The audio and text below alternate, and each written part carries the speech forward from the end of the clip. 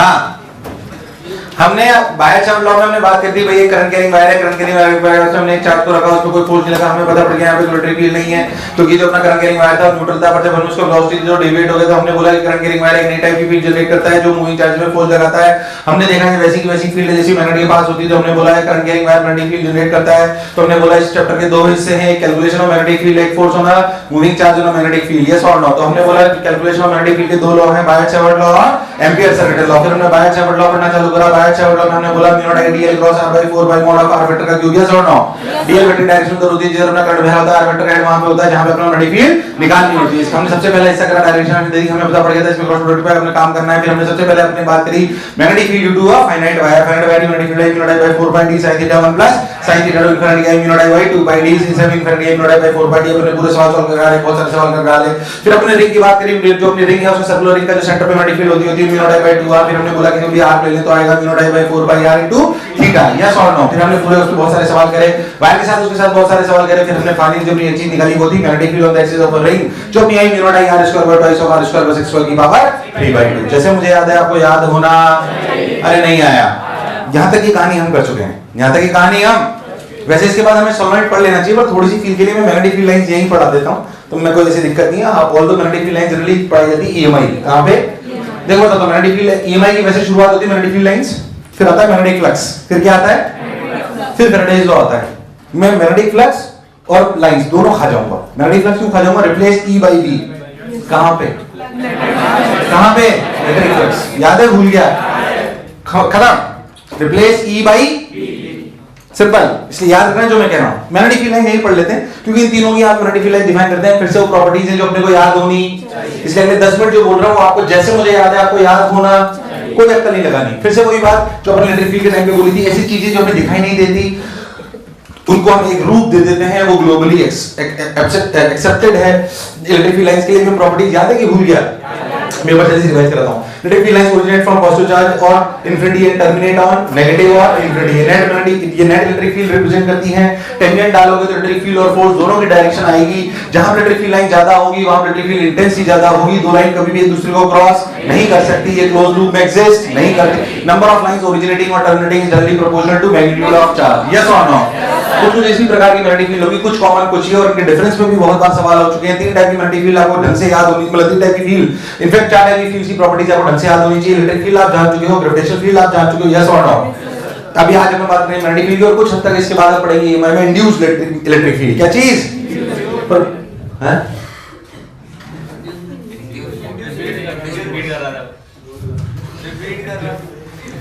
बीच में मोमेंटम मत तोड़ा करो, फिर क्या है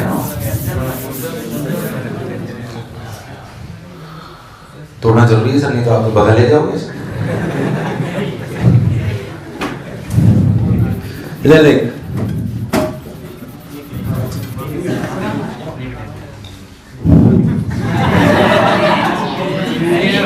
आगे बताओ चीची क्या कर रहे हैं, आगे बताओ जी हडी मत करना बस, गुड। अब सुन, तो अपनी जो बेसिकली मैग्नेटिक फील्ड लाइन की प्रॉपर्टीज है असली में आई है मैग्नेट से। तो मैग्नेट की बात मैंने कहा जनरली, हालांकि मैं आपको ना एक चीज डाउनलोड कराऊंगा magnetic properties of matter JEE main के लिए, एक लेक्चर दूंगा मैं उस पे, पैरा डाया फेरोस बहुत सारा है वो पोर्शन है ना, तो मैं भी आपको डाउनलोड करा दूंगा, अभी कल परसों में बोल दूंगा, डाउनलोड कर लेना उसको। वो एनसीईआरटी मतलब एक जो अपनी गाइड होती है उसी बुक का एक पूरा चैप्टर है, उसी से मैं आपको पूरा पढ़ाऊंगा, ढंग से समझाऊंगा थोड़ा अच्छे से, ताकि आपका जेईई में का कोई सवाल गलत ना हो पूरा। और उसमें क्योंकि मैग्नेटिक प्रॉपर्टीज ऑफ मैटर आपके जेईई एडवांस में उसमें बहुत सारी चीजें हैं, पैरा क्या होता है, डाया क्या होता है, फेरो क्या होता है, हिस्टेरेसिस क्या होती है, सॉफ्ट आयरन कोर क्या है, हार्ड आयरन कोर क्या है, मैग्नेटिक सस्टेनेबिलिटी, मैग्नेटिक मेरिडियन वाली बहुत सारी चीजें, उसके बाद हिस्टेरेसिस बहुत सारी चीजें आएंगी। उसके बाद अपन बोलते हैं मैग्नेटाइजेशन, क्या चीज, ऐसे बहुत सारी टर्मिनोलॉजी, उसमें बहुत सारी टर्मिनोलॉजी है, क्या है बहुत सारी टर्मिनोलॉजी। तब मैग्नेट्स के बारे में हम चर्चा करेंगे, मैं आपको बिल्कुल ढंग से सजा के बताऊंगा। इस वाले चैप्टर में जेईई मेन के पोर्शन के हिसाब से आपको काफी चीजें रटनी, न्यूमेरिकल तो मैं सब आपको कराई दूंगा छोड़ दीजिए एडवांस के हिसाब से, पर इसमें आपको थोड़ी सी चीजें रटनी पड़ेगी, तो मैं बता दूंगा कैसे कैसे रटना है, क्या करना है। खैर अपन एक छोटी सी बात जो मैग्नेट के बारे में जानते हैं, वो मैग्नेट के बारे में से देखिए, अपना नॉर्थ पोल और ये साउथ पोल। क्या मैग्नेट के बारे में सुने नॉर्थ और साउथ, कट करोगे तो क्या साउथ अलग नॉर्थ अलग, तो फिर नॉर्थ साउथ यूनाइट हो जाएंगे, यस और नो। अब मैग्नेट के बारे में जानते हैं। मैग्नेट के बारे में आप जानते हो अगर एक चीज, तो यहाँ पे एक चीज होती है पोल स्ट्रेंथ। क्या होती है? मैं फिर कह रहा हूँ बहुत बेसिक सी बात बता रहा हूँ, अभी समझ लो। इन्हें बोलते हैं पोल स्ट्रेंथ। क्या बोलते हैं? ये बिल्कुल वैसी की वैसी होती है मैग्नेट जैसे डाइपोल होता है, प्लस क्यू और। इसलिए जैसे डाइपोल में सेक्शन पढ़ा था बिल्कुल यहाँ पे आएगा डिट्टो, डिट्टो लाइन से डाइपोल पढ़ के रखना है। क्या पढ़ के रखना है? डाइपोल डिट्टो लाइन से पूरा एज इट इज रिपीट होगा सेम क्लास में बिल्कुल। ये हो जाएगा माइनस क्यू हो जाएगा प्लस क्यू। याद डाइपोल में होता था माइनस क्यू और प्लस क्यू, यहाँ पे होता है माइनस एम और प्लस एम। इसे बोलते हैं पोल स्ट्रेंथ। क्या बोलते हैं? Pole strength. वास्तविकता में ये दूरी एल होती है। याद कर वहां पे एक चीज होती थी डाइपोल मूवमेंट। क्या होती थी? यहाँ पे आएगा मैग्नेटिक मूवमेंट। क्या चीज? Magnetic movement. कंफ्यूज नहीं हो बिल्कुल। यहाँ पे आएगा मैग्नेटिक मूवमेंट। इसे अपन डिनोट करते हैं एम से। किससे?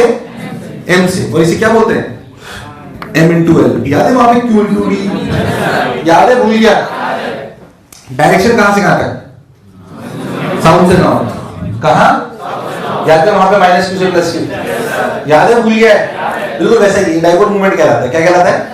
बस अभी यही रोक रहे हैं मैग्नेट, बाद में चर्चा होगी इस पर डिटेलिंग में। बहुत सारी चीजें आधा काटेंगे तो क्या होगा, ऐसे रखेंगे तो क्या होगा, टेक्निकल राउंडर रखेंगे तो क्या होगा, ये है वो वाइब्रेशन मैग्नेटोमीटर, ये है वो, फालतू बहुत सारी बातें ध्यान से सुनो। खैर, तो माइनस एम प्लस एम अपन ने ये बात कर ली, साउथ से नॉर्थ की मैग्नेटिक मूवमेंट है। मैग्नेटिक मूवमेंट अपना एम इनटू एल। ऐसे मैग्नेटिक मूवमेंट हम डिफाइन करेंगे करंट कैरिंग वायर के लिए। किसके लिए?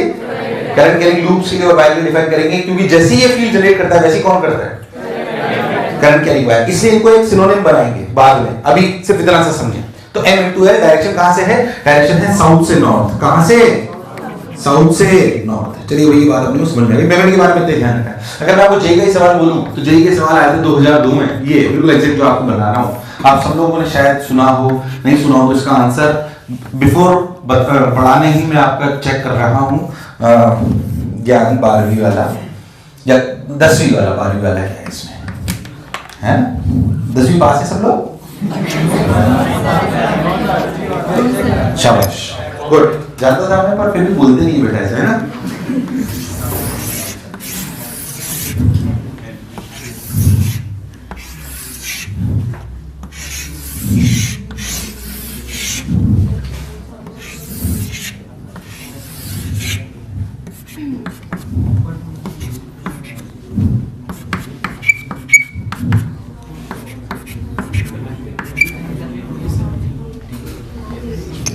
मैग्नेटिक फील्ड लाइंस का डायग्राम मैग्नेट्स में। जेई का सवाल है 2002 स्क्रीनिंग।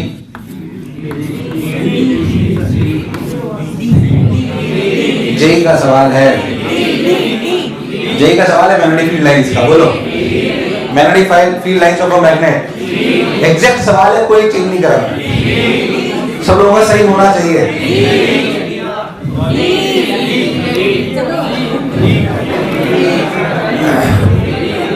जल्दी बोलो, जल्दी बोलो, आंसर क्या है? नहीं याद है तो मैं बता दूं। मैं क्योंकि प्रॉपर्टीज पे बेस्ड है। किस पे बेस्ड है? प्रॉपर्टीज पे बेस्ड है। याद होनी चाहिए, बहुत बेसिक सी बात। ये आंसर था। मैग्नेटिक फील्ड लाइंस बाहर कहां से आती है? अंदर कहां से आती है? Outer the magnet. पर अंदर कैसे ट्रेवल करती है? कैसे ट्रेवल करती है? अंदर मैग्नेटिक फील्ड साउथ से नॉर्थ ट्रेवल करती है, पर बाहर कैसे ट्रेवल करती है? ये मैग्नेटिक फील्ड, अच्छा देख, क्लोज लूप में एग्जिस्ट करती है। ये इलेक्ट्रिक फील्ड से डिफरेंट है। कैसे एग्जिस्ट करती है? पहली बात इसका आंसर ये था। अब मैं आपको इसकी प्रॉपर्टीज बताता हूं मैग्नेटिक फील्ड लाइंस। जैसी बात है, जो अदृश्य चीज है उसको डिफाइन करा गया है। पहली बात, सबसे पहली प्रॉपर्टी ये है कि magnetic field lines comes out, originate नहीं। क्या बोलेंगे? Comes out. सबसे पहली बात ये बोलेंगे magnetic field comes out from north pole and goes in inside the magnet. It travels from south to north and outside the magnet it travels from north to south. यार नहीं आया, आया कि नहीं आया? क्या मेरी बात एकदम क्लियर है? चलिए भाई, बहुत बढ़िया, बहुत सुंदर, बहुत मजा। ये मैं भी लिखा दूंगा पहली प्रॉपर्टी। फर्स्ट प्रॉपर्टी ओरिजिनेशन वाली, जो मैं भी आपको लिखा दूंगा, इससे परेशान होने की कोई जरूरत नहीं है। सेकंड प्रॉपर्टी वही सिंपल सी, जो एकदम अगर अपन बात करें, ध्यान देखो, उसी सीक्वेंस में ले जा रहा हूं जिस सीक्वेंस में हमने करता है। क्या magnetic field always represent net magnetic field? क्या magnetic field always represent net? अगर एक मैग्नेट यहां पे, एक मैग्नेट यहां पे, तो जो आपकी मैग्नेटिक फील्ड होगी वो नेट वाली रिप्रेजेंट होगी। कौन सी होगी? मान लीजिए, तो net magnetic field represents, net magnetic field represents net magnetic field. तीसरी प्रॉपर्टी ध्यान से सुने। थर्ड प्रॉपर्टी जो हमने पहले भी पढ़ी थी, ऐसे लाइन है, टेंजेंट डालोगे किसी डायरेक्शन मिलेगी? मैग्नेटिक फील्ड की मैग्नेटिक फोर्स। याद कर, जब आपने इलेक्ट्रिक फील्ड पढ़ी थी तो क्या टेंजेंट डाले पे इलेक्ट्रिक फील्ड और फोर्स दोनों मिला था? F बराबर QE, F बराबर पर यहाँ पे फोर्स होता है QV क्रॉस B। क्या होता है? अगर कभी सुना हो तो यस और नो। तो यहाँ पे tangent gives only direction of what? Only direction of magnetic field. Only direction of magnetic, याद होगा कि सब जो मैं लिख रहा हूं यहाँ पे, अभी लिखा दूंगा ढंग से, तसल्ली, चिंता मत करो। Only direction of magnetic field, ये मैग्नेटिक फोर्स की डायरेक्शन, इन्हें इसलिए सिर्फ मैग्नेटिक फील्ड लाइंस बोलते हैं। जब इलेक्ट्रोस्टैटिक्स में बोलते हैं इलेक्ट्रिक लाइंस ऑफ फोर्सेस, क्या बोलते हैं? यहाँ पे मैग्नेटिक लाइंस ऑफ फोर्सेस नहीं बोलते हैं, यहाँ पे क्या बोलते हैं? Magnetic field lines. क्या बोलते हैं? अभी लिखा दूंगा डिफरेंस है दोनों में, यहाँ पे एक डिफरेंस आ गया दोनों की बातों में। बोलो क्लियर है? ऐसे अगर हम बात करें तो कभी भी दो लाइन एक दूसरे को कट, उसका लॉजिक याद है कि भूल गया है? याद है कि भूल गया है? याद है कि एक जगह में दो लाइन अगर कट करेंगी तो दो टेंजेंट होंगे, तो दो डायरेक्शन होगी, जो कि पॉसिबल, ये कॉमन पॉइंट। फिर देख, फिर याद कर, जहां पे मैग्नेटिक फील्ड लाइन डेंसिटी ज्यादा, वहां पे मैग्नेटिक फील्ड इंटेंसिटी ज्यादा। ये पॉइंट ए, ये पॉइंट बी, बताओ मैग्नेटिक फील्ड कहां ज्यादा? ए पर। याद है कि भूल गया है? अगेन कॉमन पॉइंट, कोई बुराई वाली बात नहीं है। और सुन ध्यान से, magnetic field line close loop में एग्जिस्ट करती है, ये डिफरेंस है again. Electric field line never exist in closed loops. Electric field line never exist in closed loops. Magnetic field line always exist in closed loops. Electric field line never exist in closed loops, but magnetic field lines exist in closed loops. Closed loops. ये difference है दोनों में। बोलो clear है? ये it always exists in closed loop, क्योंकि ये इससे बाहर नहीं आ रही है, it comes out. तो magnetic field lines always exist in closed loop. ये डिफरेंस है वहां से। सातवां पॉइंट जैसे वहां पे था कि number of electric field lines originate और terminate is directly proportional to magnitude of charge। यहाँ पे ऐसे बोलेंगे कि कितनी लाइंस बाहर आ रही हैं और कितनी अंदर जा रही हैं, या जो भी हो रहा है, it is directly proportional to basically pole strength। It is directly proportional to pole strength। बोलो क्लियर है? number of lines is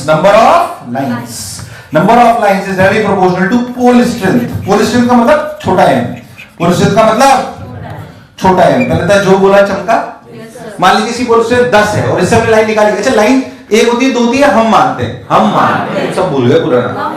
मान लीजिए मैंने इसकी पोल स्ट्रेंथ 10 थी और इससे लाइन मानी 100 और इसमें है पोल स्ट्रेंथ 20, तो कितनी आती है मानूंगा? 200। ये मतलब है उसका। पहले था जो बोला चमका, मुझे लगा नहीं तुम्हें आया। फिर से एक बार प्रॉपर्टी रिवाइज कर लेते हैं। पहली प्रॉपर्टी की magnetic field lines comes out from north pole, goes into south pole, outside the magnet and inside the magnet travels from south to north. Second property हमारी है, it represents net magnetic field. तीसरी property यह है कि tangent to the magnetic field line gives you direction of magnetic field only, not of magnetic force. ये कभी भी एक दूसरे कट नहीं कर सकती, जितनी ज्यादा उतनी ज्यादा क्लोज लूप एग्जिस्ट करती है। पै समझ आया कि नहीं आया? अब आप सबसे पहले सिर्फ ये बनाओगे, ठीक? फिर मैं आपको प्रॉपर्टीज दिखाऊंगा, फिर इलस्ट्रेशन उतारोगे। सिर्फ ये उतारो बस, सिर्फ ये उतारो बस।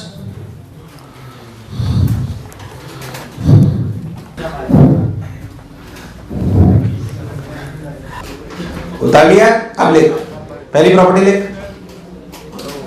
Magnetic field lines comes out from north pole and goes in south pole. Magnetic field lines comes out from north pole and goes in south pole outside the magnet. Magnetic field lines comes out from north pole and goes in south pole outside the magnet and inside the magnet it travels from south to north, and inside the magnet it travels from south to north। है कि नहीं? It travels from south to north, है ना? It travels from south to north, है ना बेटा? It travels from south to north। Second property लिखो। Magnetic field lines always represents net magnetic field। Magnetic field lines always represent net magnetic field। Magnetic field lines always represents net magnetic field। जल्दी उतारो, रफ्तार तेज रखो। Magnetic field lines always represent net magnetic field, always represent net magnetic field। तीसरा वाला diagram बनाओ फटाक से, तीसरा वाला डायग्राम बनाओ फटाक से, तीसरा वाला डायग्राम बनाओ। ऐसे गिनने की जरूरत नहीं, लिखा हुआ है ऊपर 1 2 3 गिन रहा है। देखो, tangent at any point on the magnetic field line, tangent at any point on the magnetic field line gives you direction of, tangent at any point on the magnetic field line gives you direction of magnetic field। tangent at any point on the magnetic field line gives you direction of magnetic field। Bracket में लिख लो, magnetic field only लिख लो, magnetic field only. पूरा magnetic field क्यों लिख रहे हो, MF लिखो, आगे बढ़ो।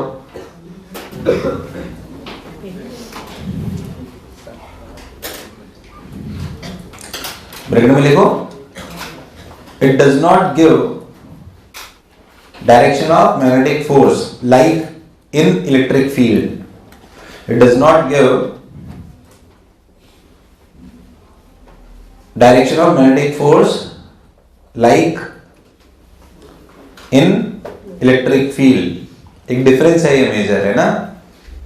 फोर्थ डायग्राम बनाओ और लिखो, फोर्थ डायग्राम बनाओ और लिखो,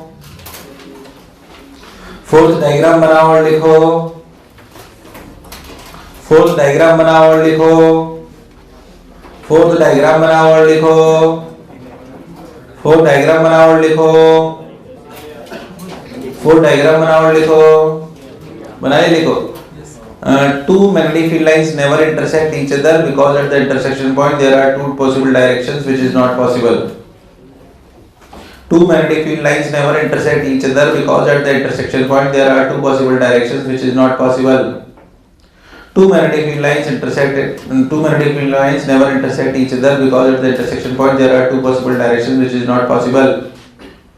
Two magnetic field lines never intersect each other because at the intersection point there are two possible directions which is not possible. चचरा आंटी आपने नाखून काटना चालू नहीं करा क्यों? If electric field line, sorry, if magnetic field line density is high, then magnetic field intensity is high and vice versa. जैसे repeat telecast हो रहा है, जल्दी करो।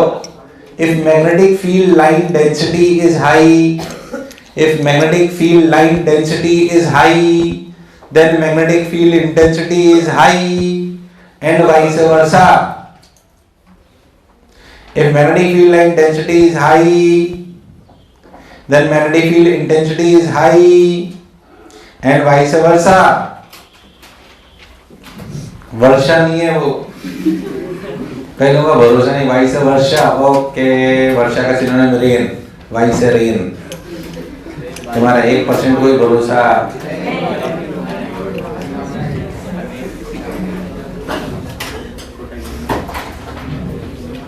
महाराणा पिटने वाले दिन तो आज तैयार है, क्यों भाई?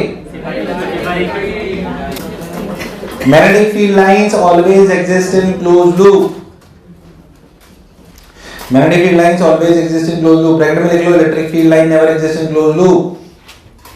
Electric field line never exists in closed loops. Next लिखो, next बनाओ डायग्राम। उड़ जब जब जुल्फे तेरी, उड़ जब जब जुल्फे तेरी। वो अगला डायग्राम बना लो, बना लो अगला डायग्राम, है ना?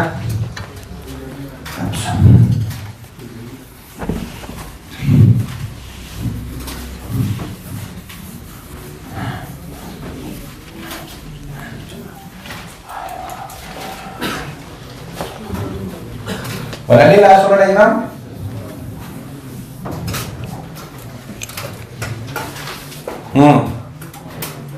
और लिखो, अब ठीक है, वैसे ही समझ में आ जाएगा, पूरा उतार लो। अल्फा नहीं है ये, क्या है ये?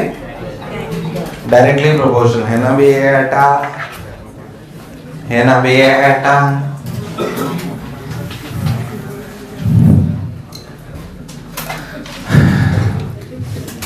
जैसे पहले राक्षस की जान तोते में होती थी, अब महाराणा की जान किट्टू के हाथ में है।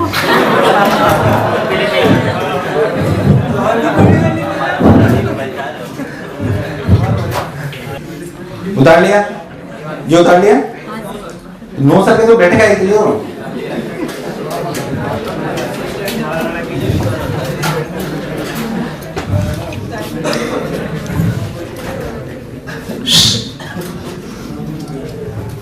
जो हम दो चीजें पढ़ चुके हैं, हम दो चीजें क्या पढ़ चुके हैं? वायर और रिंग। उनकी मैग्नेटिक फील्ड कैसे ध्यान दें? जैसे मान लीजिए मैं आपसे बोलूं कि ऐसे वायर है, ये मैग्नेटिक फील्ड लाइन समझो। मान लीजिए वायर ऐसे, तो बताओ जगह पे मैग्नेटिक फील्ड किधर होगी? सब लोग बताएंगे। अरे आप रूल से बताओ, अगर करंट ऐसे तो मैग्नेटिक फील्ड किधर है? नीचे। किधर है? नीचे। बोलो क्लियर? इस जगह पे किधर है? इस जगह पे, इस जगह पे, अरे हाँ ना बोले यार, आपको नहीं लग रहा ऐसे घूम रही है? आपको नहीं लग रहा पूरे सर्कल में आएगी? अरे लग रहा है, नहीं लग रहा? बस तो वैसे ही मैग्नेटिक फील्ड लाइंस होती हैं ऐसे ऐसे। बोलो चमका। अगर आप उसको ऐसे वायर को रख के समझो तो लाइंस आपको ऐसे समझ में आएगी। देखिए बात है नहीं?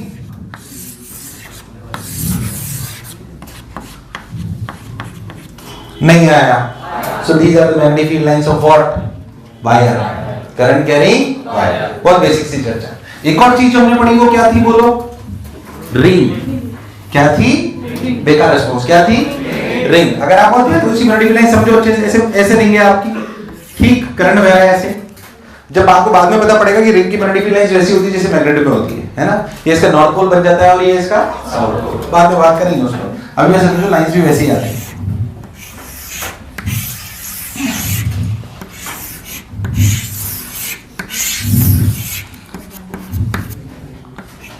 समझ में आ रहा है? लाइन अगर करंट ऐसे बह रहा है तो मैग्नेटिक फील्ड लाइंस कहां है? ऊपर। ऊपर से ऐसे जाके घूमकर फिर, अरे भाई साहब तुझे मेरी बात समझ? इस तरीके। तो ये दो चीजें जो मैंने पढ़ी मैग्नेटिक फील्ड लाइंस के डायग्राम में मैंने आपको समझा दी। ऐसे है ये 3D में। अरे भाई साहब तुम्हें मेरी बात समझ? तो दो चीजें जो पढ़ी होंगी मैग्नेटिक फील्ड लाइंस के डायग्राम आपके सामने है।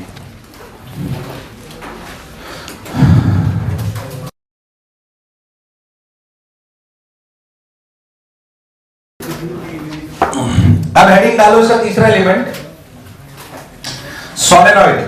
कौन? सोलेनॉइड है ना? हेडिंग डाल लो सोलेनॉइड। थोड़ा समझते हैं, पूरा प्रूफ करते हैं, अच्छा लगेगा आपको। पूरा बिल्कुल मतलब सीक्वेंस वाइज आपको सब याद होना चाहिए। आइए बात नहीं कर देखिए। सोलेनॉइड कौन? सोलेनॉइड। सोलेनॉइड बेसिकली अगर आप ध्यान देखो तो अपन एक रियोस्टेट पढ़ा था, कुछ नहीं याद है? रियोस्टेट कहां पढ़ा था? ऐसे समझ लो उसी सेटअप को सोलेनॉइड कहते हैं। उसी सेटअप को क्या कहते हैं? बाद में एक स्टैंडर्ड इंडक्टर भी बन जाएगा। आप इस बातें नहीं, या वैसे बातों की आवाज ज्यादा आ रही है, गुस्सा आ जाएगा, आधा घंटा भाषण दूंगा। मान लीजिए एक नॉन कंडक्टिंग सिलेंडर है। क्या है? Non conducting cylinder. बेसिकली उसमें आपका वायर है कुछ इस प्रकार का। देखिए उसमें वायर ऐसे लपेटा हुआ है।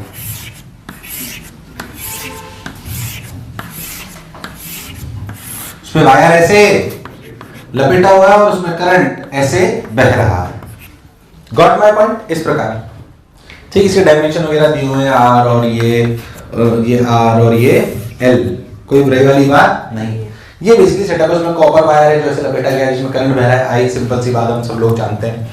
अगर हम बहुत सिंपल सी बात करें तो हम ये भी जानते हैं कि हमें एक और चीज डिफाइन करेंगे। इसमें बोला गया n equals to total turns. n equals to total turns. और एक और चीज डिफाइन करेंगे छोटा है, दैट इज टोटल टर्न्स। सुना है क्या? Total turns per unit length. बोलो क्लियर? जनरली आपको ये n ही गिवन होता है, वास्तविकता में n कितना है, सॉरी छोटा n कितना है, n/l। 90% टाइम आपको बड़ा छोटा n ही गिवन होगा, इसलिए फॉर्मूला में इसी की टर्म्स को निकालेंगे। सवाल ये है कि हमका इसको कोई भी पॉइंट ले लिया जाए, यहाँ पे कोई भी पॉइंट एक्सिस पे ले लिया जाए और बोला जाए बताओ इस पर मैग्नेटिक फील्ड क्या है। सवाल ये है, ठीक है? सवाल ये है कि बताओ यहाँ पे मैग्नेटिक फील्ड क्या है। कैसे करते हैं उसके डायमेंशन में आपको समझाता हूँ, समझें। पहली बात आप फील करने के लिए, क्योंकि सिलेंडर ऐसा है, इसको ऐसे कट कर लो, क्रॉस सेक्शनल व्यू। फिर से सुने, ऐसे सिलेंडर इसको ऐसे कट कर लीजिए। नहीं आया? ऐसे इसको कट कर लीजिए। अगर आप इसे कट कर लेंगे तो इसका क्रॉस सेक्शनल व्यू, कैसा व्यू? क्रॉस सेक्शनल व्यू इसका कैसा आएगा? आप सभी लोग देखिए, आपको अच्छा लगेगा। इसका क्रॉस सेक्शनल व्यू कुछ इस प्रकार का है। देखिए इस प्रकार से।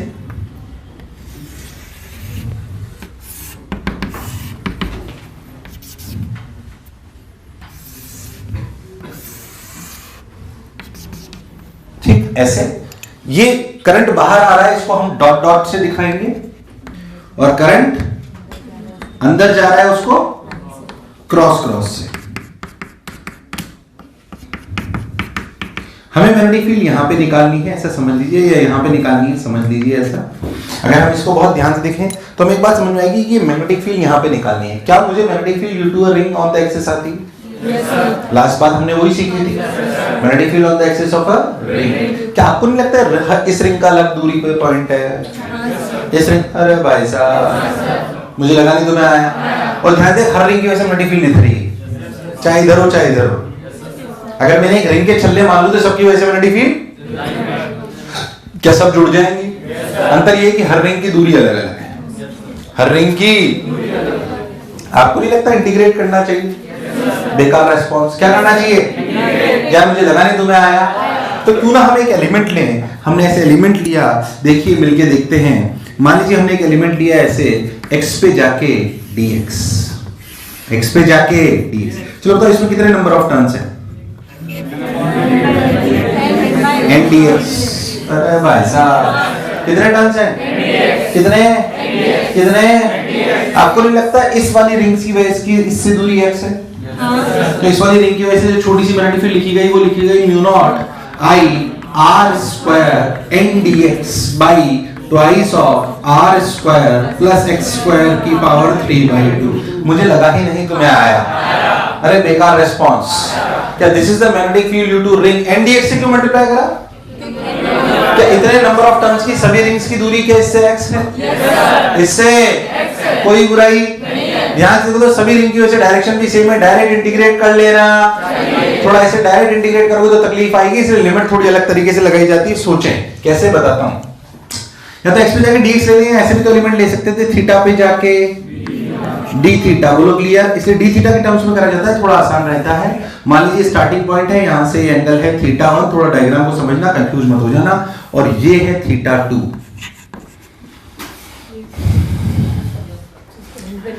हम थीटा पे लिमिट लगाएंगे, किस पे लगाएंगे? अभी x को dx को दोनों को थीटा के नाम से रिप्लेस कर देंगे, थोड़ा आसान हो जाएगा। और थीटा पे लिमिट लगाएंगे और ध्यान देखो तो इनिशियल एंगल इस पॉइंट से जो जहां से सॉलिड स्टार्ट हो रहा है वहां पे एंगल कितना है और एंड में कितना है? क्या थीटा और θ2 दोनों एक ही तरफ से लिए गए? अरे भाई साहब हाँ ना बोलो। डायरेक्शन निकालने की कोई तकलीफ नहीं है। Curl the fingers of your right hand in the direction of current, the direction of thumb will give you the direction of magnetic field, yes और no? Now let me tell you, अगर आप बहुत ध्यान से हो तो आपको बहुत अच्छे से एक बात समझ में आएगी। tan theta is nothing but r/x। tan theta is nothing but, अरे भाई साहब आया ही नहीं यार। tan theta is nothing but what is x?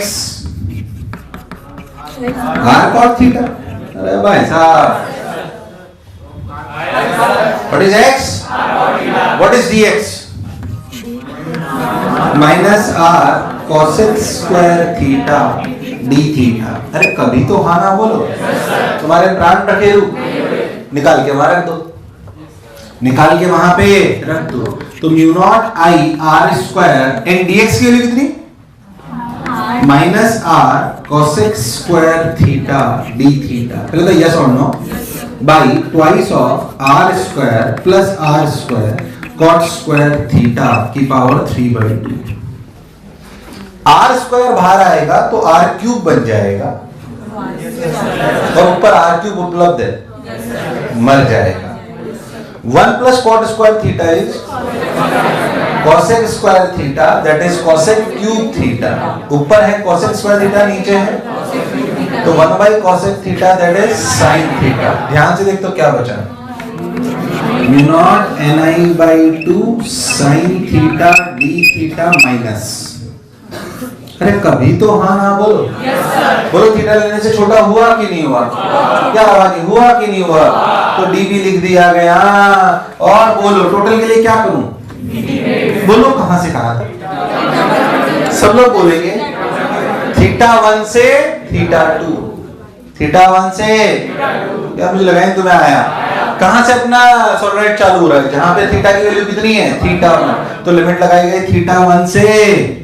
What is the integration of sin theta? तो माइनस को मार दिया, तो b की वैल्यू कितनी आई? Mu naught ni/2 cos θ2 minus cos θ1। अब कभी भी है ना इस फॉर्मूले से सिर्फ और सिर्फ एक दो बातों को याद रखना है। छोटा n क्या है? नंबर ऑफ टर्न्स की number of turns per unit length. θ1 θ2 याद रखना एक ही तरफ से लिए हैं। अरे भाई साहब θ1 θ2 और इसके माइनस प्लस की चिंता मत करना क्योंकि वो मैग्नीट्यूड से मतलब है हमें। क्या डायरेक्शन तो वैसे भी हम हाथ से निकाल रहे हैं, डायरेक्शन तो वैसे भी हम। So this will provide you magnetic field at any point on the axis. This will provide you magnetic field on at any point on the axis. भाई साहब कभी तो हाँ ना बोलो, कोई बुराई, सोच लो, गारंटीड, तुम्हारे प्राण ठकेरू, बुल प्रूफ समझ आया? उतार, उतार मेरे लाल, मेरे पीले, मेरे नीले, मेरे रेनबो, मेरे गेंडे।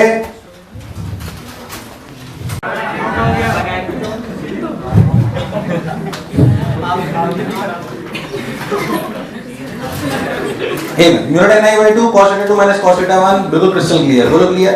अच्छा पहली बात ऐसा नहीं है फॉर्मूला काम नहीं करता बाहरी पॉइंट्स के लिए। जैसे मैं आपसे एक सवाल पूछता हूं, मान लीजिए समझो कि आपके पास एक एग्जांपल है, ऐसे समझना, ऐसे ऐसे अपना सोलेनॉइड और ध्यान समझना, मान लीजिए मैं पॉइंट एक ऐसे ले लूं या बाहर, समझना अच्छे से, ठीक, और ऐसे n1 दे रखा है और बाकी सब डायमेंशन दे रखे हैं, तो आप ऐसे समझो कि ऐसे मान लीजिए कि ये एंगल है, ऐसा समझ, ये एंगल है,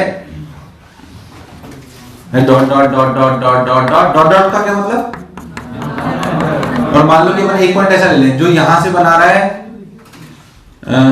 30 डिग्री, नहीं 60 डिग्री, और ये एंगल है 30 डिग्री। क्या ये सवाल करा जा सकता है? हाँ। इसमें थीटा 1 कितना है? थीटा 1 कितना है? 150 कितना, और थीटा 2 120। हालांकि आप 30 और 60 ले लोगे तो भी कोई बुराई, वो मैग्नीट्यूड में, अरे भाई साहब बस ये ध्यान रखना कि थीटा 1 थीटा 2 एक ही तरफ से लेते हैं, थीटा 1 थीटा 2। जैसे इसमें आप देखो तो थीटा 1 के लिए आप ले लो 150 और थीटा 2 के लिए क्या ले लो 120। अगर मान लीजिए ऐसा सवाल हो, ध्यान देना, गलती मत करना, मान लीजिए ऐसा सवाल है अंदर पॉइंट ले लिया, ये दूरी 30, ये 60, अब बोल theta 1 theta 1 theta 1 theta 1 120, theta 2 30। बोलो बात चमकी कि नहीं चमकी? उससे मैग्नीट्यूड निकल आएगा, किसी को भी थीटा से ले लो, किसी भी तरफ से ले लो, एक ही तरफ से लेना, बोलो क्लियर। और डायरेक्शन किससे देखोगे? हाथ से। किससे देखोगे? तो कोई गलती नहीं होगी आपसे। पहले था जो बोला चमका, कोई बुराई नहीं है। अब एक चीज जो स्टैंडर्ड पढ़ाई जाती है वो इनफाइनाइट सोलेनॉइड या फिर आइडियल सोलेनॉइड। इसमें थोड़ी चाहो तो चर्चा मैं कर लूंगा, काम आती है, क्योंकि इनफाइनाइट सोलेनॉइड है, आइडियल सोलेनॉइड। इनफाइनाइट सोलेनॉइड से अपन समझते हैं, उसकी बात समझते हैं, ध्यान से देखिए।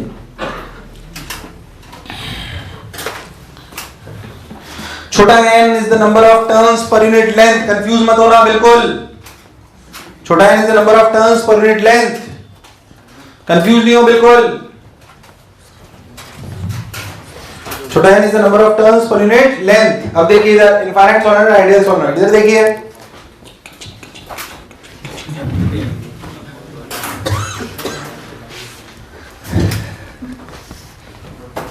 इनफाइनाइट सोलेनॉइड का क्या मतलब है? इनफाइनाइट मतलब इनफाइनाइट,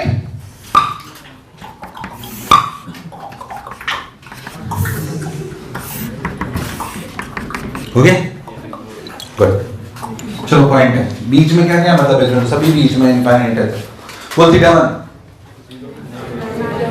थीटा 1 थीटा 1 थीटा 1,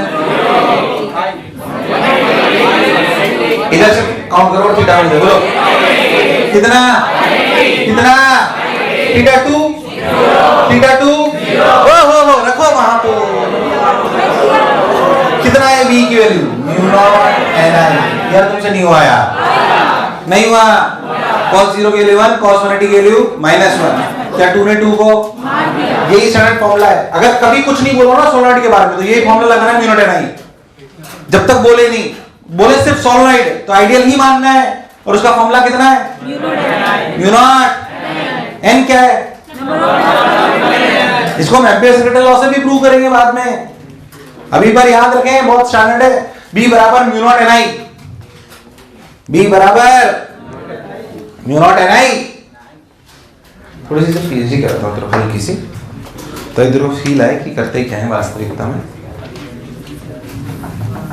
देख म्यू नॉट ni, इधर सुन, आइए म्यू नॉट ni हो ना।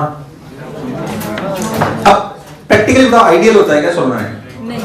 ये तो इनफाइनाइट है, होता थोड़ी। तो वास्तविकता क्या होती है?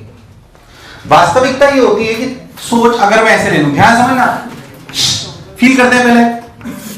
मान लीजिए मैं एक ऐसा सॉलिड लूं जिसका ये R है, ये L है, और पॉइंट हमने बिल्कुल सेंटर पे ले लिया, पॉइंट हमने बिल्कुल सेंटर पे ले लिया और बोला कि R is less less less than L, बहुत छोटा।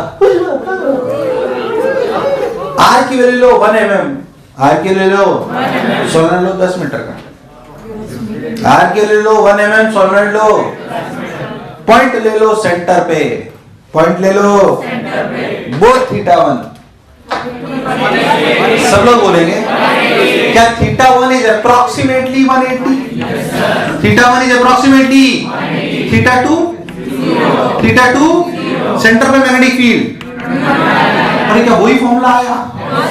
क्या this solenoid can act like a ideal solenoid और इनफाइनाइट सोलनॉइड? यस और नो? ना, हम जितने भी सोलनॉइड पढ़ेंगे जो आप बात करोगे सब ऐसे ही होंगे, वो सब, पर आपने तो मैग्नेटिक फील्ड सेंटर पे निकाली, कहां पे निकाली? तो मैं आपको एक्सप्लेन करता हूं, थोड़ा सा अच्छा पॉइंट बता रहा हूं, नहीं भी बताता तो मुश्किल से कोई पूछता है, नहीं कोई पूछता तो बताता, पर पॉइंट अच्छा है, तुम समझ सकते हो इसलिए बता रहा हूं। सुन, कंफ्यूजन दूर होगा थोड़ा। मान लीजिए डेटा से मैं आपको समझाता हूं कि आपका R की वैल्यू 1 mm है, कितनी है, और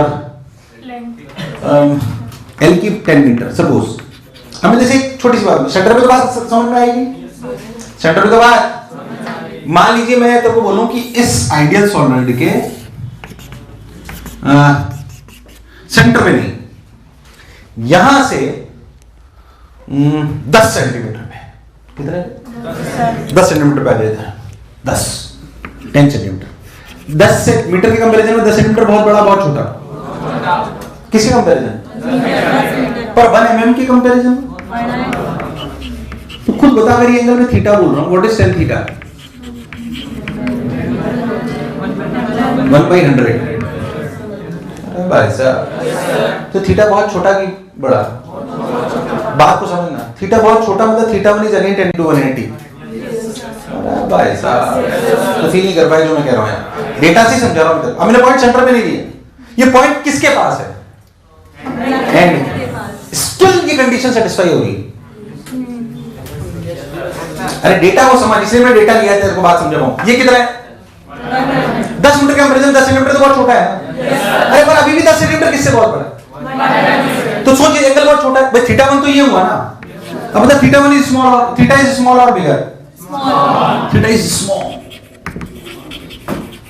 टेंडिंग टू 0, क्या θ1 tending to 180, in the same way क्या θ2 टेंडिंग टू 0, तो अभी भी तो b इक्वल्स टू, इसका मतलब समझना क्या मैग्नेटिक फील्ड ऐसे आइडियल सॉलिड में लगभग पूरी जगह क्या म्यूनिटा नहीं होती है? और वो कांस्टेंट होती है, और वो हाँ एंड पे बिल्कुल उछवा थोड़ी फील लगा, समझ नहीं आएगा जो कह रहा हूं। अगर आप सोलेनॉइड के बिल्कुल एंड पे आ जाओ, बिल्कुल एंड पे, हाँ तो चेंज हुई, ध्यान से ना, यही आइडियल सोलेनॉइड बिल्कुल एंड पे, वही r less less than L, बोल बिल्कुल यहां पे, बोल θ1 θ2 so what is magnetic field?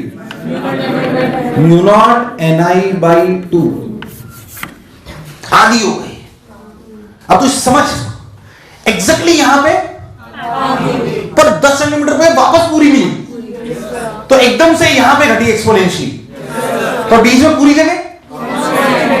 अरे भाई साहब, इसे हम ऐसे सॉलिनॉइड से कांस्टेंट ही मानते हैं अंदर, और उसका मैग्नीट्यूड कितना होता है? कितना होता है? तुझे मेरी बात समझ? जबकि एट द एंड कितनी है? पर ऐसा नहीं वो लीनियरली घटी है सेंटर से, खूब। अरे भाई साहब, तुझे मेरी बात समझ? अगर आप इस तरह के सॉलिनॉइड्स रियलिस्टिक आइडियलिस्ट अगर आप बात करो तो मैं आपको थोड़ी चलो और फील कराता हूं, बढ़िया अच्छा लगेगा आपको। रियलिस्टिक सोलेनॉइड्स जिनमें R less less than L हो, तो उनका डायग्राम किस प्रकार के होते हैं मैग्नेटिक फील्ड लाइंस के, देखिए।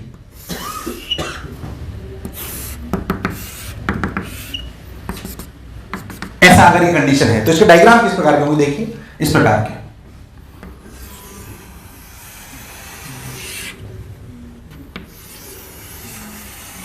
बीच में लगभग लगभग कांस्टेंट।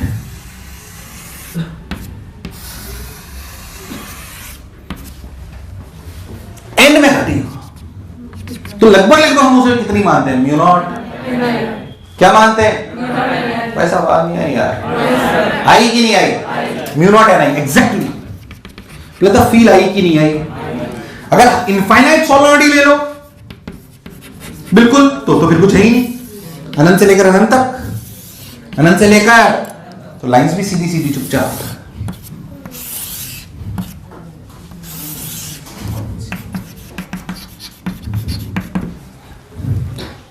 तुझे मेरी बात दूर दूर तक समझ?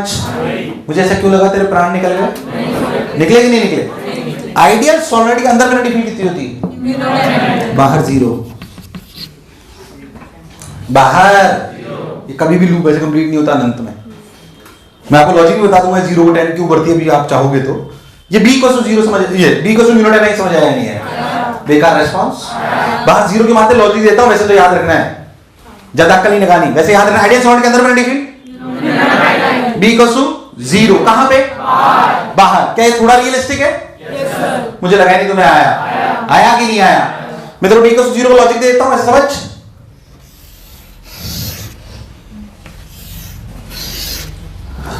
ऐसे दो रिंग हैं, एक रिंग बिल्कुल यहां है। मैंने उन रिंग्स को रिप्रेजेंट करा जिसके जस्ट ऊपर आप एनर्जी फील्ड काउंट कर रहे हो। मान लीजिए सोलनॉइड की रिंग्स है, ऐसे समझना है तो ध्यान समझ। तो इस रिंग की वजह से मैग्नेटिक फील्ड या इस पॉइंट पे ऐसे है, इस रिंग की वजह से ऐसे है। तुझे मेरी बात समझ? जबकि इस बिल्कुल सेंटर वाली रिंग की वजह से पीछे है। इन दोनों का रिजल्टेंट इसको कैंसिल आउट करता है बाहर, इसलिए बाहर अप्रोक्सीमेटली मैग्नेटिक फील्ड कैसे मिलती है? तुझे भाई साहब समझ ही नहीं आया? आया नहीं आया? इसलिए नहीं भी आया कोई बात नहीं, मुझे कोई दिक्कत नहीं, याद होना चाहिए। पर बाहर मैग्नेटिक फील्ड कितनी और ये कितना और ये आई समझ में आया? क्यों बीच में मैग्नेटिक फील्ड कांस्टेंट मान लेते हैं? अरे कभी तो हाँ ना बोलो। हाँ अगर आप बहुत सारा बना दिया। हाँ अगर आप कोई assumption ना लो तो कैसे डायग्राम को बना सकते हो? शायद ऐसे। अगर कोई assumption ना लो तो कुछ इस प्रकार से।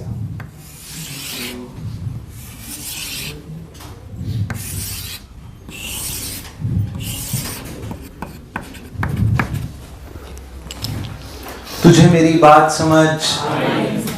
हम कौन से केस को डील करेंगे ये? और हम जब भी सवाल में कुछ नहीं बोला हो तो ये मालूम है, कुछ नहीं बोला है, सिर्फ सॉलिड बोला है तो क्या मानना है? अंदर magnetic field mu naught n I, बाहर 0, खत्म। कुछ बोला हो तो पीएचडी करनी है, वरना पीएचडी। ये सब समझाने के लिए मैंने आपको लाइन्स पहले पढ़ाई ताकि आपको फील आए। अरे कभी तो हाँ ना बोलो, तुम्हें दूर दूर तक मेरी बात समझ? उतार लो सब, उतार लो साहब। पता नहीं क्या बनाया, कौन सा सोलेनॉइड, क्या होगा ये जीवन में? फील करो ये क्या बताया था मैंने। इसे भी अपनी चाहो तो अपनी भाषा में लिखना कि इलस्ट्रेशन ये बताता है कि सेंटर से लेकर यहां तक मैग्नेटिक फील्ड के मैग्नीट्यूड में कोई चेंज। इसका मतलब अगर R लेस देन L हो तो मैक्सिमम रीजन में मैग्नेटिक फील्ड सेम रहती है, mu naught n I. And में घटती है एकदम से। जैसे मैंने बोला वैसे आपको याद होना ढंग से, अच्छे से। हालांकि मैं म्यू नॉट एन आई आपको बायर चार्ट लॉ से एक बार और प्रूव करा दूंगा, 12वीं का प्रूफ है, नॉर्मल से करा दूंगा, बट बेसिक पीएचडी ये थी। तो हमने 3 बायर चार्ट लॉ में मेजर एलिमेंट पढ़े, कौन कौन से? वायर, अभी तुम्हें कुछ याद नहीं रहता यार, वायर, रिंग और सॉलिड। बोलो क्लियर है? ये तीनों मेजर आपको याद होने। अब हम पढ़ेंगे एम्पियर सर्किटल लॉ। लिखो एम्पियर सर्किटल लॉ। अब हम पढ़ेंगे एम्पियर सर्किटल लॉ। हेडिंग डालिए ampere circuital law. Ampere circuital law, law है इसलिए सुन लो क्या कहता है। हालांकि इसी रियल फॉर्म कुछ अलग होगी जो आपको पढ़ाई जाती है उससे।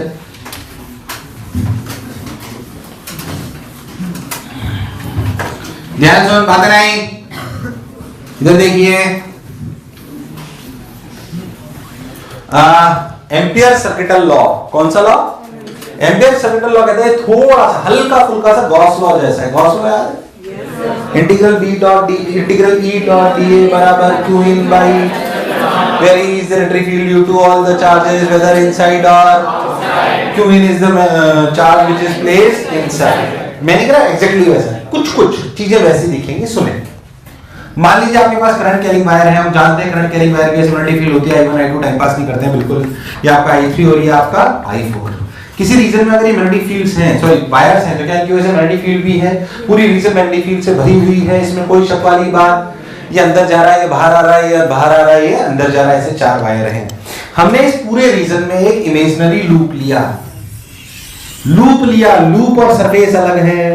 ये क्लोज्ड लूप है, क्लोज्ड लूप और क्लोज्ड सरफेस अलग अलग बात। Circle is a closed loop, sphere is a closed. Gaussian मतलब जो अपना गॉस लॉ पढ़ते थे उसमें क्या लेते थे, यहाँ पे क्या ले रहे हैं, क्लोज्ड लूप ले रहे हैं। तो अगर क्लोज्ड लूप लिया जाए, ऐसे ले लिया जाए कोई भी, क्या इस क्लोज्ड लूप में हर जगह मैग्नेटिक फील्ड होगी? I1 की वजह से, I2 की वजह से, I4 की वजह से, I3 की वजह से, सबकी वजह से। हवा नहीं, किसकी वजह से? मान लीजिए कि यहाँ पे मैंने एक पॉइंट लिया जहां पे magnetic field I B net is nothing but B1 plus B2 plus B3 plus B4, सबकी वजह से B1 plus B2 plus B3 plus B4। Law कहता है कि अगर आप ऐसे एक एलिमेंट लो DL, क्या लो? DL, बोलो क्लियर। और इस लूप की डायरेक्शन से कंसीडर कर लेते हैं, कोई भी एक, हम एक लूप मानते हैं, उसमें एक डायरेक्शन मान लेते हैं जो आपकी इच्छा। एक लूप माना और इसमें डायरेक्शन बनी ऐसे। अब डीएल की डायरेक्शन वही होगी जो आपने एरो माना है, बोलो क्लियर। अब एक वैल्यू निकाली जाए इंटीग्रेशन ऑफ गोला, गोले का मतलब क्लोज लूप, गोले का मतलब वैल्यू निकाली जाए integral v dot dl। Integral क्या वैल्यू निकाली जाए? Integral that is equals to mu naught I in। पहली बात ये लॉ है, integral b dot dl equals to b is perpendicular to what? I1 I2 I3 I4 या सब अंदर वाला कि बाहर वाला कि सब? ये पॉइंट कॉमन है किसका? Gauss law. यहाँ पे गोला क्या दिखा रहा है? Close loop. यहाँ पे DA है कि DL है? क्लोज लूप लिया जा रहा है, बोलो क्लियर है। So integral b dot dl where b is the magnetic field due to all the wires whether inside or outside। ये बात वैसा है। म्यू नॉट I in कौन सा? बाहर वाले से कोई लेना देना नहीं है। कैसी गॉस लॉ में भी बात पड़ी थी, इसलिए मैंने बोला कुछ वैसा है। तो बताइए I in क्या लिखूं? I1 प्लस कि I1 माइनस I2 कि I2 माइनस I1 कि माइनस I1 माइनस I2? ये तो समझ में आ गया। I1 I2 आएंगे, अरे आएंगे कि नहीं आएंगे? पर मैग्नेटिक फील्ड I3 I4 की वजह से भी है। अरे भाई साहब, मैग्नेटिक फील्ड I3 I4 की वजह से भी। बोल क्या लिखो, बोलो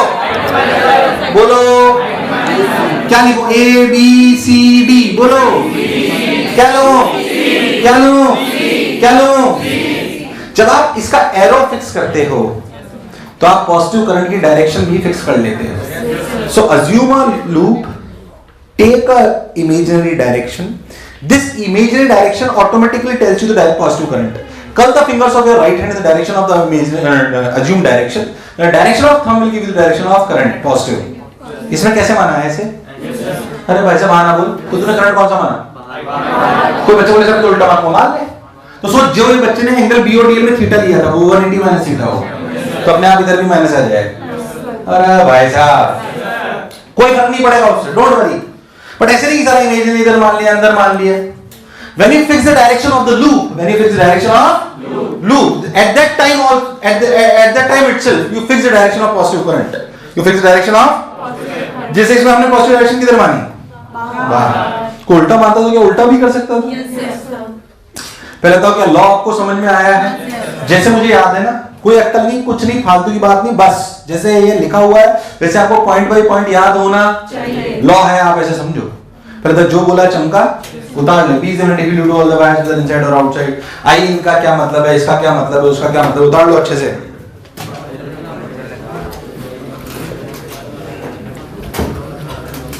ध्यान से सुने, क्या क्या पढ़ के रखना है, क्या क्या आना चाहिए आने चैप्टर में, समझ ले। पहली बात, आने वाले दो बार जो आपको पढ़ाया जाएगा उसमें क्या क्या चीजें आपको पीछे करनी चाहिए। डाइपोल मूवमेंट कहां पे पढ़ा था? अपन ये पढ़ेंगे एलआर सर्किट का की जगह कौन पढ़ेगा, आरसी। कौन बनेंगे, आरसी। आपको पूरा आना चाहिए, डाइपोल मोमेंट आपको पूरा आना चाहिए ढंग से। एसएचएम जोड़ते कैसे हैं वो आपको ढंग से आना चाहिए, जो बेसिक बेसिक चीजें हमें रिक्वायरमेंट होगी। और क्या पीछे चलेगा, इलेक्ट्रिक फ्लक्स, क्या चीज, इलेक्ट्रिक फ्लक्स। सर्किट थ्योरी पूरी आनी चाहिए वरना अपन आगे नहीं बढ़ पाएंगे। अभी तो तीन बेसिकली इलेक्ट्रोस्टैटिक्स रिवाइज करके रखना क्योंकि वो वैसी की वैसी चीज चलेगी। याद कर, मैंने तो स्पेयर्स पढ़ाए थे, कुछ याद है, उसमें कैविटी पढ़ाई थी, सब रिपीट होगा वापस। मैग्नेटिक फील्ड अभी अगले टाइम ही आ जाएगा, magnetic field due to a wire, magnetic field due to a तो स्पेयर्स पढ़ गया ना, वो सॉलिड नॉन कंडक्टिंग कैविटी, याद है, rho r by 3 epsilon. Repeat telecast आएगा अभी, स्फीयर्स क्या चीज, ये सही याद है, स्फीयर्स आएगा बिल्कुल।